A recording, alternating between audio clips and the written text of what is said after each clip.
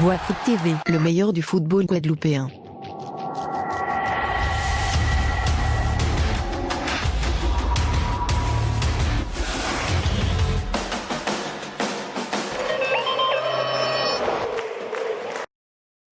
Il a marqué de son empreinte le football guadeloupéen, surtout dans son club, à savoir le CSM. D'abord, en tant que joueur, puis technicien, évidemment. Directeur de la régie des sports au Moule, eh bien, Ali Wana nous a quittés à l'âge de 63 ans. Le parcours exceptionnel de cet homme, avec vous, évidemment, allez en compte, vous êtes, et tiens, je tiens à le préciser, vous êtes le président de ce club mythique, le CSM.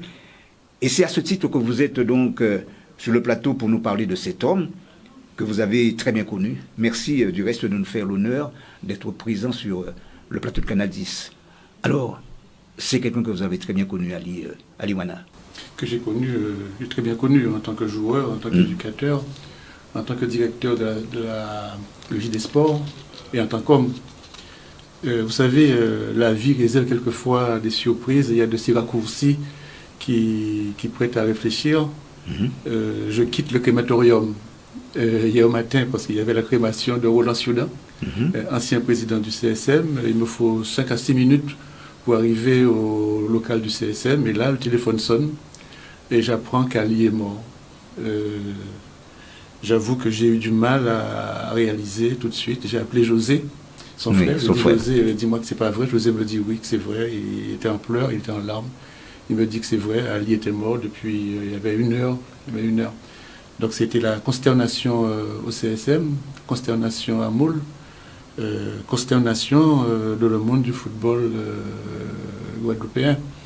Ali a commencé relativement jeune au CSM, c'était l'époque de Sully Mariette et de moi-même quelque part. Et Ali c'était un joueur de devoir, dans le bon sens du terme. C'était dur à passer, c'était un défenseur irréprochable, très dur avec lui-même, comme il a toujours été durant toute sa vie, très dur avec les autres. Il a été pendant un bon moment capitaine du CSM. Oui. Et Sully avait très tôt décelé chez Ali qu'il allait devenir un très très très grand éducateur, parce que Ali avait toujours une remarque très bien ciblée, très judicieuse à faire après un match ou même pendant un match. Il avait déjà l'écoute des joueurs et évidemment il avait aussi l'oreille de Sully Mariette. Et il était, on l'oublie très souvent, il était à Paris lorsque nous avons joué contre Blois. On n'a pas eu l'occasion de le faire participer effectivement au match, mais il était là. Comme il a été là dans toutes les grandes batailles que le CSM a menées durant une dizaine d'années, lui en tant que joueur. Donc il est devenu très tôt l'éducateur qu'on avait déjà décelé en lui, à l'école de football d'abord, à l'école de football. Et il a pu redonner à l'école de football ses lettres de noblesse, école de football qui a été créée en 1976, je crois qu'on l'oublie trop souvent, école de football qui a vu naître des footballeurs tels Jean-Laurent Le Borgne, qui sont devenus, après, Jean-Laurent Le Borgne a été le capitaine de l'équipe dirigée par Ali Wana. À l'école de football, il a fait un travail extraordinaire. Il a Ali avait beaucoup d'autorité, mais une autorité qui était empreinte de convivialité, toujours un sourire. Il disait faites ça en souriant. Et peu de gens résistaient à Ali. C'est vraiment une perte énorme pour le football moulien, pour le sport à Moule. Oui. Je n'oublie pas qu'il a été entraîneur de la Juventus. Ben oui, il a été entraîneur de la Juventus parce que... Et de l'ASM aussi. Et de l'ASM après. Il a été entraîneur de la Juventus parce que Ali, il avait envie de revivre ce qu'il a connu en 1994, 1995, 1996, être à la tête d'une équipe en DH. Et c'était difficile, évidemment, à l'époque au CSM. Et il nous a gentiment expliqué qu'il avait des propositions de la Juventus Vous voyez, Sainte-Anne, c'est tout près du Moule, hein, quand on passe par Douville. Il avait des propositions de la Juventus, propositions qu'il a acceptées. Il n'y a pas eu de problème à ce moment-là avec Ali, bien au contraire. Puis après, il a quitté la Juventus pour aller à l'ASM. Et en fait, l'ASM, c'est le dernier club, la dernière équipe qu'il a entraînée. Mais ce que j'ai beaucoup apprécié chez lui, c'est cet homme, c'est sa vision. C'est-à-dire que c'est quelqu'un, quand il voyait un joueur, il disait, combien de fois qu'il a eu l'occasion de me le dire, ça, celui-là, ben il sera un bon. Et quelques temps après, eh qu'est-ce qui se passe? On voit que c'est quelqu'un qui joue dans l'équipe première de CSM, par exemple, voire même de la sélection. Vous savez, au CSM, nous avons un cas très particulier dont Sully Mariette et moi, nous parlons souvent. C'est un jeune qui s'appelait Folleville, qui est arrivé, je ne sais plus en quelle année exactement, et sans être ironique, je disais que Éric Folleville mettait à peine un pied devant l'autre. Et Ali nous a dit que ne vous inquiétez pas, ce gars-là jouera au football. Et 4 ans après, 4 ans de travail, 3 ans de travail, 3 ans de patience avec Ali Wana, Éric Folleville était convoqué en sélection. Et ça, je crois que cet exemple caractérise à lui tout seul ce qu'était Ali Wada comme éducateur, comme formateur, comme visionnaire, comme vous le dites là. Il savait déceler les qualités de tel ou tel jeune. Et Ali a toujours cru dans la politique des jeunes. Ali est un fervent défenseur de la politique des jeunes. Nous avons écrit un fascicule il y a 10 ans pour les 80e anniversaire du CSM.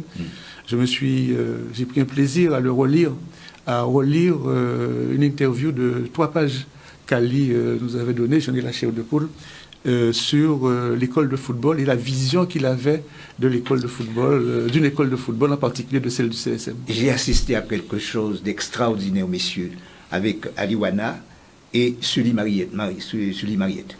Alors, qu'est-ce qui s'est passé? Eh bien, Sully, à un moment donné, il avait quelques petits soucis de santé.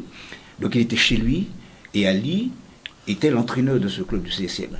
Et Ali qui lui disait, qui lui expliquait les phases de jeu, et lui, de chez lui, Sully Mariette, de chez lui, il expliquait à Ali Wana ce qu'il fallait faire. Ça, j'ai beaucoup apprécié ce comportement. Peut-être que vous êtes aussi au courant, si président. Si, mais je suis au courant encore de plein d'anecdotes, parce que j'étais très proche de Sully, puisque nous avons eu la responsabilité de l'équipe ensemble pendant au moins 3 ans. Ali avait ceci de particulier, qu'il souriait tout le temps. Ali souriait tout le temps. Et en même temps, il était très autoritaire. Il savait se faire respecter. Mais il était à l'écoute. Des éducateurs qui l'ont formé quelque part, comme Sully Mariette.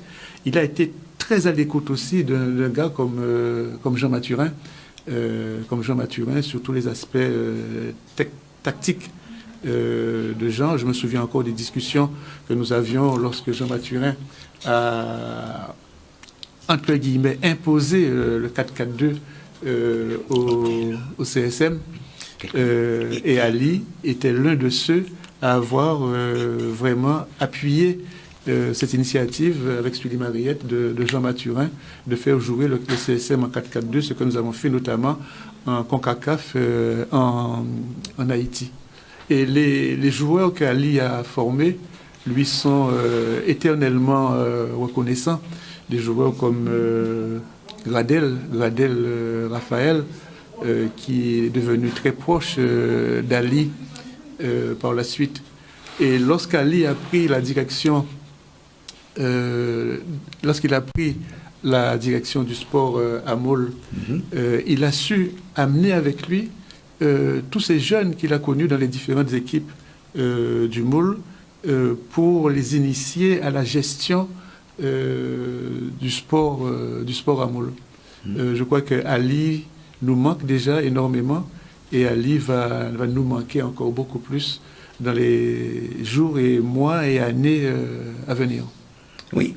Alors, est-ce que Steve, c'est sans doute quelqu'un que vous avez connu aussi? Oui, qui avait beaucoup d'humilité. Et c'était pas une personne avec des grands discours, mais c'était un homme du terrain. C'était un passionné. Il savait ce qu'il faisait avec les jeunes, il savait comment encadrer, il savait tenir des séances, il savait donner la dynamique positive aux jeunes. C'est vraiment quelqu'un qui était du terrain et c'était un passionné. C'est-à-dire qu'il lui fallait ça pour exister. Personnellement, il avait besoin d'être au milieu des enfants et je le dis parce que c'est le premier tournoi international que Ivan est parti en métropole sur le mai, dont il avait gagné, et il faisait partie avec Aliwana du district à l'époque, et ils étaient partis, et il y avait bien sûr lui, il y avait Makaba qui était avec dans le groupe, Monsieur Obidol aussi du Moule, et il y avait Vidroy aussi. Donc, mais c'était des gens qui étaient vraiment passionnés, qui donnaient cette dynamique aux jeunes et cette envie de continuer et toujours de progresser et d'apprendre. Et pour lui, ce qu'il a expliqué tout à l'heure, de voir certains jeunes qui n'avaient peut-être pas le niveau pour sortir, pour lui, on sentait vraiment que c'était un challenge personnel à chaque fois. Je l'ai vu dans des équipes au CSM de jeunes, de faire monter des jeunes qui n'avaient pas spécialement de talent, mais arriver à un niveau qui leur permettait de jouer, même en R1 maintenant, et qui n'étaient pas spécialement les plus doués. Donc c'était vraiment un passionné du football. Ça lui a permis d'accompagner et de permettre aussi à notre jeunesse de s'exprimer au plus haut d'eux-mêmes. Donc c'est très important de lui rendre hommage parce que même moi ça m'a fait quelque chose comme c'est vrai, d'entendre c'est vrai. Ouais, exactement. C'était vraiment quelqu'un du peuple, très apprécié par tout un chacun. Ben, qu'il repose en paix, n'est-ce pas? Bien sûr. Qu'il repose en paix. Je vais ajouter deux choses, si vous permettez. Très rapidement. Très rapidement. À l'école de football, Ali s'occupait toujours des joueurs qui étaient censés être les moins bons, systématiquement. Et si vous permettez, j'ai relu le long article qu'Ali nous avait consacré. Je vais vous lire une phrase qu'Ali a écrite ou a citée. L'éducateur est le sachant. Certes, il ne sait pas tout, mais il sait plus que les autres en football par sa carrière, dans l'entraînement par sa formation et dans l'éducation pour sa formation. C'est très, très révélateur. Oui. N'est-ce pas, Alain? Absolument, tout à fait. Alors, Aliwana, s'il faut retenir juste un mot de Ali, je pense que c'est le mot conscience professionnelle. Alors, Alain l'a dit autrement, il a dit homme de devoir sur le terrain.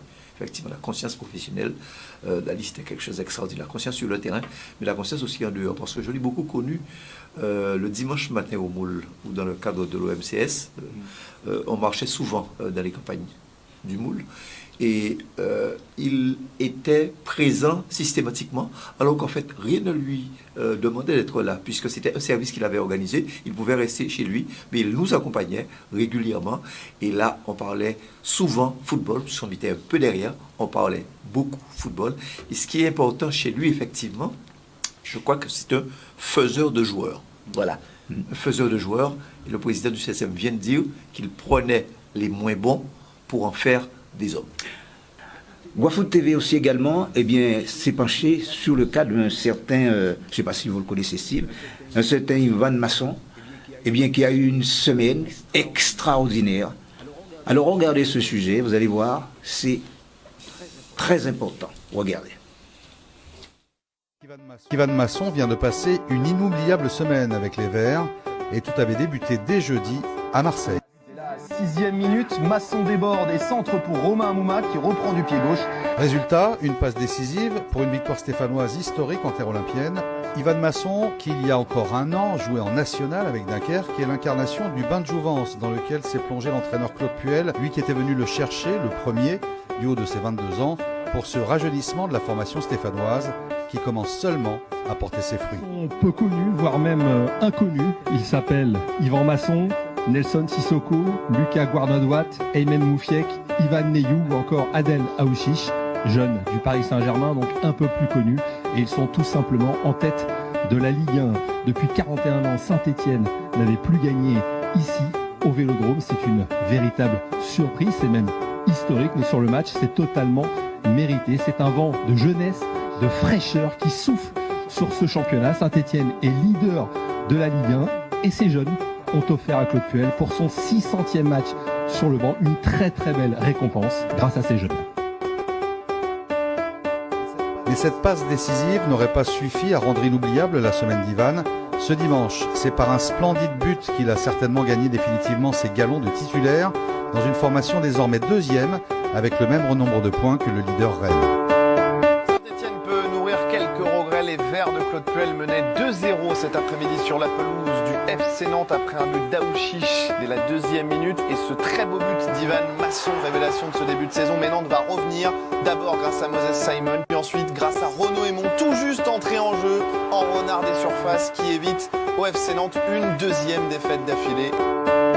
Et rappelons qu'Ivan Masson, dans la lignée de son père Steve, chien pas fait chatte, a été formé à la solidarité scolaire. L'occasion de rappeler ici la naissance, au sein de notre réseau de chaînes de foot, de Solidarité Scolaire TV sur YouTube.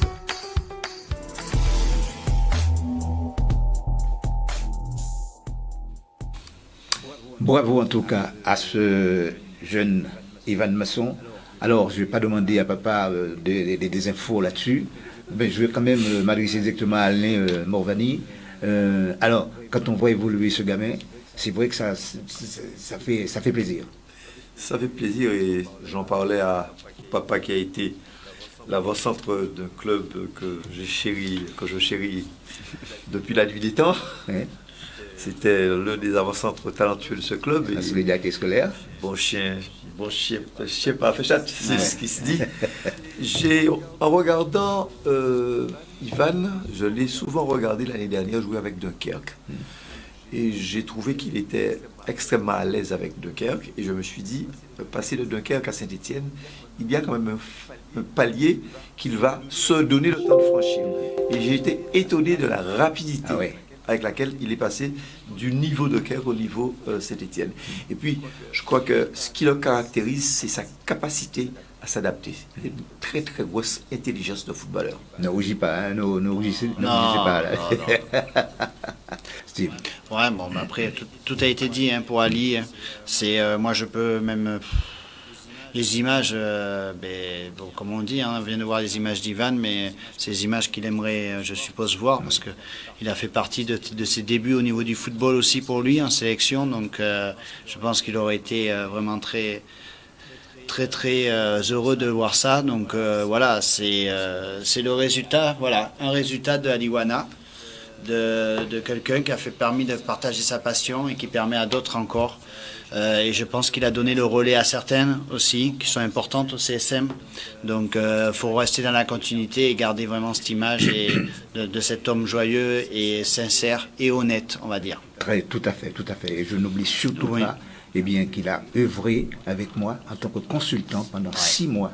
Et ça, je crois qu'il ne faut surtout pas l'oublier. Bien sûr. On a eu l'occasion de faire pas mal de matchs ensemble, lui en tant que consultant.